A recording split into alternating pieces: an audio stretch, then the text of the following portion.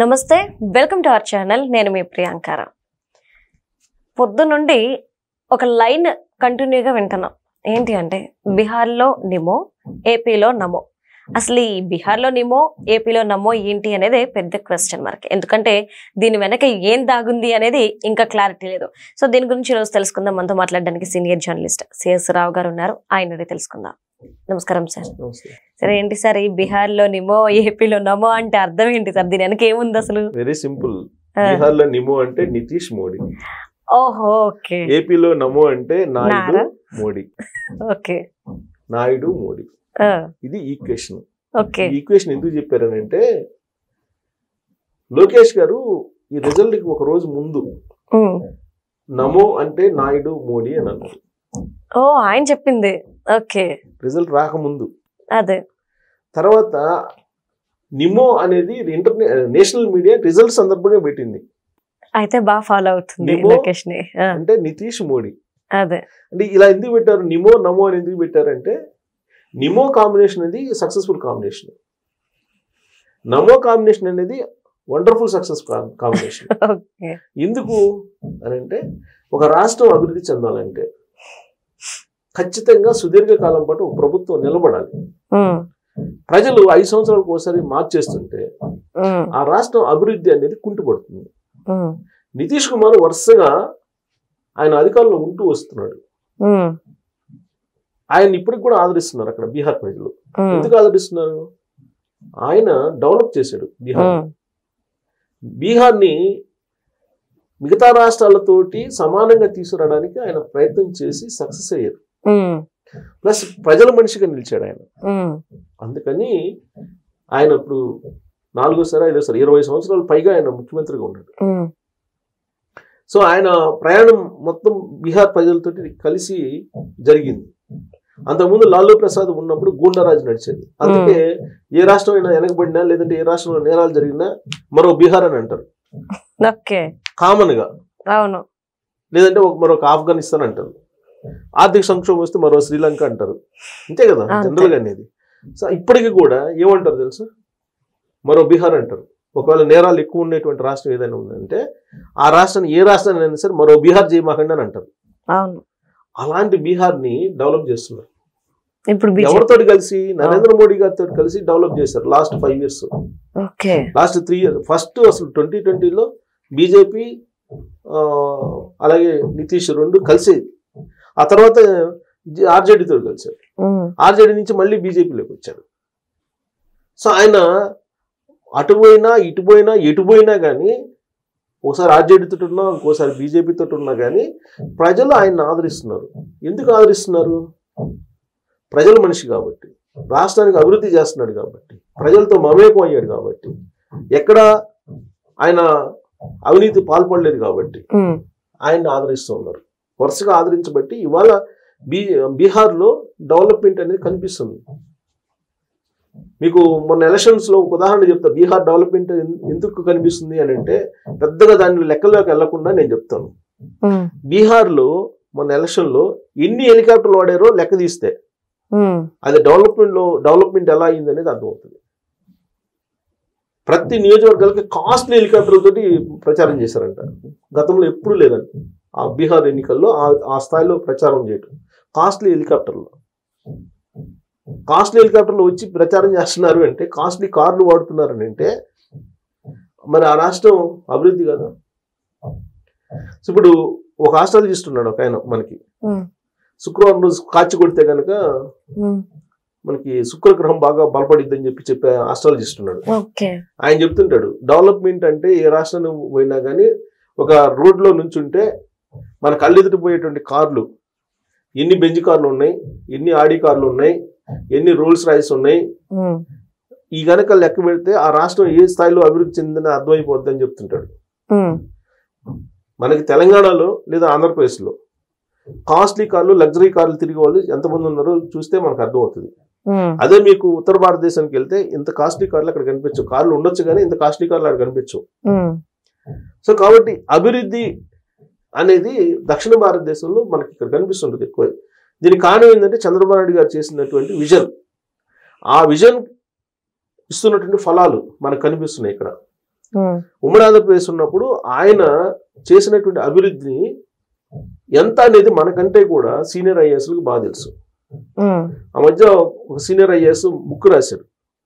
ఆ బుక్ లో చంద్రబాబు నాయుడు గారికి ఒక పేజీ కేటాయించారు. అవును సార్.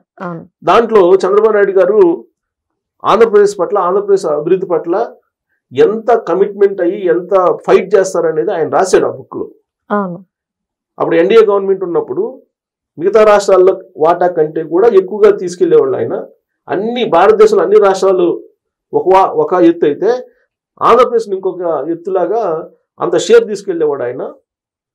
ప్లస్ ఆయన ఈ రుణాలను కూడా, అంటే లోన్స్ ను కూడా గ్రాంట్స్ కింద మార్చుకున్నాడు.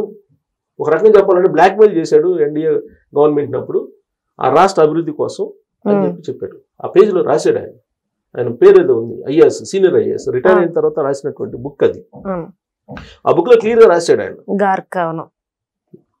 సంథింగ్ పేరు ఏదో ఉంది. సో ఆయన ఈ మధ్యనే రాసింది ఆయన, ఈ మధ్యన బుక్ కూడా వచ్చింది. దాంట్లో ఒక పేజీ మొత్తం చంద్రబాబు నాయుడు గారికి రాశారని అంటే అది కూడా సెంట్రల్ గవర్నమెంట్ లో పనిచేసే ఆయన, సీనియర్ ఐఏఎస్, రిటైర్ అయిన తర్వాత. అంటే రాష్ట్రం పట్ల అభివృద్ధి పట్ల ఏ విధంగా చంద్రబాబు నాయుడు గారు కమిట్ అయినారు అనేది అర్థమవుతుంది కదా. ఆయన 45 ఏళ్ళు సీనియర్ పొలిటీషియన్, ఆయన 45 ఏళ్ళు పైగా రాజకీయాల్లో ఉన్నారు చంద్రబాబు నాయుడు గారు.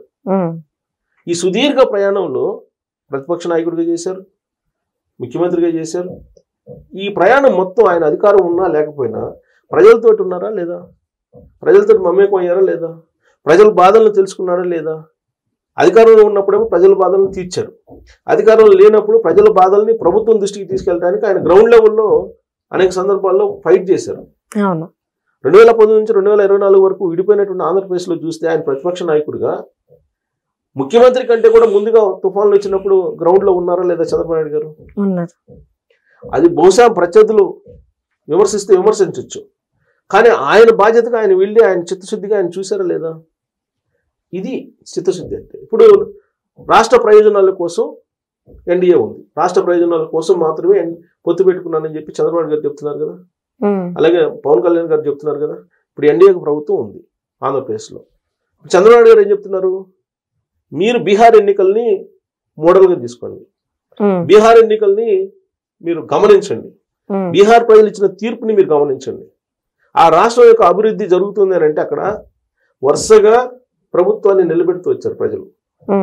ఆంధ్రప్రదేశ్ అభివృద్ధి చెందాలంటే, ఆంధ్రప్రదేశ్ విజన్ 2029 కానీ 2047 కానీ సాకారం కావాలంటే మీరు వరుసగా ఎన్డీఏ ప్రభుత్వాన్ని మీరు గెలిపించుకోండి, లేదంటే అభివృద్ధి సాధ్యం కాదు. ప్రతి 5 సంవత్సరాలకు ఒకసారి మీరు ప్రభుత్వాన్ని మార్చుకుంటూ పోతే సాధ్యం కాదని చెప్పి ప్రజలకు చెప్తున్నారు.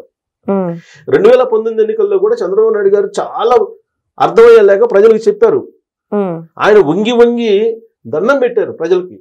ఈ ఒక్కసారికి మీరు మాటేనండి, నా మాటేనండి, ఆంధ్రప్రదేశ్ నష్టపోతుంది, ఈ ఒక్కసారికి నా మాటని ఓటేయండి తెలుగుదేశం పార్టీకి అని చెప్పి వంగి వంగి దండాలు పెట్టారు. ఆయన అంత దండం పెట్టి అడగాల్సిన అవసరం ఏంది 2019లో? వెళ్ళా ఎవరు? ఈవెన్ కృష్ణా జిల్లా, గుంటూరు జిల్లా వాళ్ళే వెళ్ళా, బాగా లబ్ధి పొందినటువంటి వాళ్ళే వెళ్ళా. వెనుకొండ 2019లో జగన్మోహన్ రెడ్డి గారికి అధికారం ఇచ్చారు. 2019 నుంచి 2024 వరకు ఏమైంది అనేది నేను ప్రత్యేకంగా చెప్పవసరం. అందుకే చంద్రబాబు గారు మళ్ళీ చెప్తున్నారు, రాబోయే ఎన్నికల్లో మీరు ఆలోచించండి, ఇప్పటి నుంచి ఫిక్స్ కాండి మైండ్లో. మీరు ప్రతి 5 సంవత్సరాలకు ఒకసారి మార్చుకుంటూ వెళ్తే మీ రాష్ట్రాన్ని మీరే నష్టపరుచుకుంటారు, మీ పిల్లల భవిష్యత్తుని మీరే దెబ్బతీస్తారు.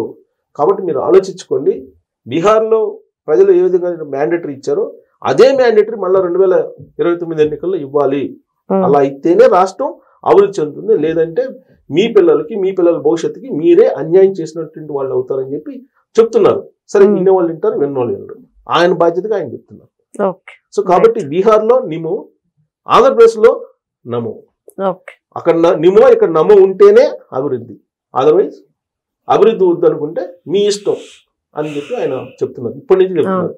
నమో అంటే నాయుడు, మోడీ అంటే ఎన్డీఏ, ఇక్కడ ఎన్డీఏ, అక్కడ ఎన్డీఏ ఉండాలి.